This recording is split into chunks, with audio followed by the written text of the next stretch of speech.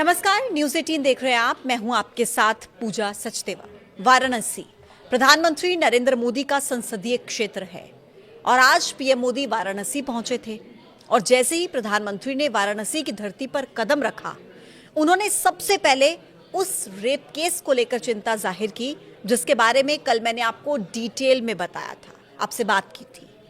क्या कहा प्रधानमंत्री नरेंद्र मोदी ने इस केस के बारे में, अधिकारियों को क्या निर्देश दिए, ये सब कुछ मैं आपको डिटेल में बताऊंगी। लेकिन उससे पहले मैं एक बार फिर से आपको बता देती हूं कि आखिर वाराणसी में हुआ क्या था।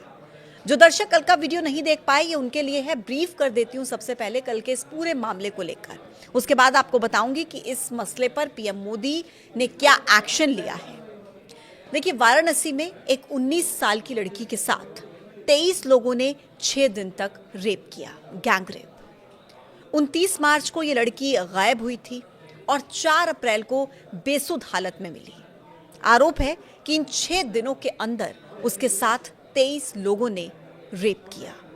चलती कार में, कैफे में, हुक्का बार में, होटल के कमरे में ड्रग्स देकर उसे नशे में रखा गया। इन आरोपियों में दानिश, साजिद, इमरान, राज, अनमोल, जाहिर, अमन, जैब, राज, समीर, सोहेल और आयुष के नाम हैं, जिनकी पहचान पुलिस कर चुकी है। ये वो नाम हैं।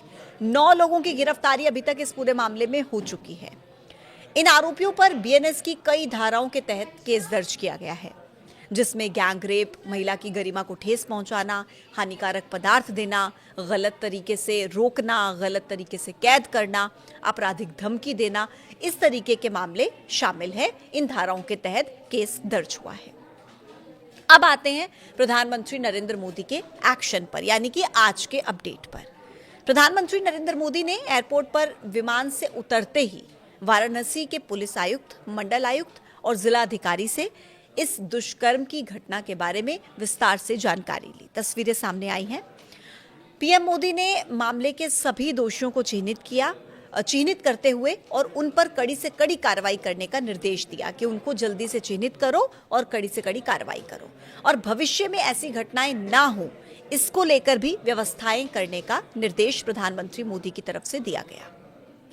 देखिए, इस पूरे मामले में अभी तक 9 गिरफ्तारियां हुई हैं और उनमें से एक है अनमोल गुप्ता, जिसके बारे में बताया जा रहा है कि वो सेक्स रैकेट का मास्टरमाइंड है। अनमोल गुप्ता को लेकर बड़ी जानकारी है हमारे पास कि वो कैसे सेक्स रैकेट का सरगना बन गया, 2 साल के अंदर वो चाउमीन के ठेले से कैसे कैफे तक पहुंच गया। मीरापुर बस्सी की अशोकपुरम कॉलोनी के रहने वाला अनमोल, जिसने 2018 में अनमोल सिगरा इलाके में चाउमीन का ठेला लगाने का काम शुरू किया था। 2020 में उसने सोनिया पोखरा के पास कस्तूरबा नगर में एक छोटी सी दुकान रेंट पर ली, किराए पर। वहां पर उसने फास्ट फूड बेचना शुरू किया। फास्ट फूड का काम उसका बढ़िया चला, तो फिर स्मिथ स्कूल के पास उसने एक दुकान ले ली। इस दुकान में भी वो फास्ट फूड का ही काम करता था। यहाँ पर भी काम बढ़िया चल रहा था और इसी समय उसकी पहचान हुई उसके पिता के करीबियों के साथ। उनकी सलाह पर अनमोल ने सिगरा के पिशाच मोचन मलदहिया की बिल्डिंग में हॉल किराए पर ले लिया।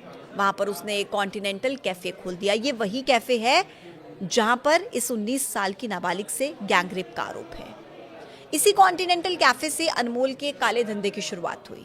अफीम, हेरोइन, हुक्का से लेकर के शराब तक इस कैफे में मिलने लगी। इस दौरान कैफे में लड़कियां भी आने लगी। वो नशे की डिमांड करती थी और इससे अनमोल को सेक्स रैकेट का धंधा शुरू करने का एक आइडिया मिल गया। उसने कैफे में आने वाले 5 लड़कों को अपना दोस्त बनाया। उन्हें वहां आने वाली लड़कियों से पैसा कमाने का ऑफर दिया। नशे में धुत लड़कियों को दूसरे लड़कों के साथ गलत काम कराने की प्लानिंग तैयार की गई। फिर इसके बाद एक एक करके 15 लड़कों को एजेंट बना लिया। वो कस्टमर लेकर कैफे में आते थे। शुरू में फ्री में ड्रग्स दी जाती थी ताकि लड़कियां इसकी आदी हो सकें, उनको आदत पड़ जाए ड्रग्स लेने की, इसलिए फ्री में दी जाती थी ड्रग्स। बाद में उन लड़कियों को सेक्स रैकेट में इस्तेमाल करता था। बताया जा रहा है कि अनमोल का नेटवर्क यूपी के अलावा बिहार और कोलकाता तक फैला हुआ है। इसकी जांच पुलिस कर रही है। मैंने आपको कल भी बताया था और आज एक बार फिर से बता रही हूँ कि एनसीआरबी 2022 के आंकड़े ये कहते हैं कि महिलाओं के खिलाफ अत्याचार में 4% का इजाफा हुआ है, 4% की बढ़ोतरी। 4 लाख से ज्यादा मामले साल 2022 में महिलाओं के खिलाफ अत्याचार के दर्ज हुए हैं। निर्भया जैसा कांड इस देश में हुआ, कोलकाता रेप केस हाल ही में, ऐसे बड़े बड़े मामले होने के बावजूद भी आज भी क्या स्थिति है ये आप खुद समझ सकते हैं। और जिन आंकड़ों का मैं जिक्र कर रही हूं, 4 लाख से ज्यादा, ये वो आंकड़े हैं जो दर्ज किए गए हैं। ऐसे बहुत से मामले हैं जिन पर शिकायत ही दर्ज नहीं कराई जाती, इज्जत सम्मान का सवाल आ जाता है और इसलिए पुलिस में एफआईआर दर्ज ही नहीं कराई जाती। बहुत से मामले ऐसे हैं। कुल मिलाकर स्थिति क्या है ये आप खुद सोच सकते हैं। कमेंट बॉक्स में बताइए कि आप इस विषय पर, आप इस समस्या पर क्या सोचते हैं। आज के लिए मेरे साथ इतना ही। कल फिर होगी मुलाकात एक नए मुद्दे के साथ। तब तक के लिए आप देखते रहिए न्यूज़ 18। नमस्कार।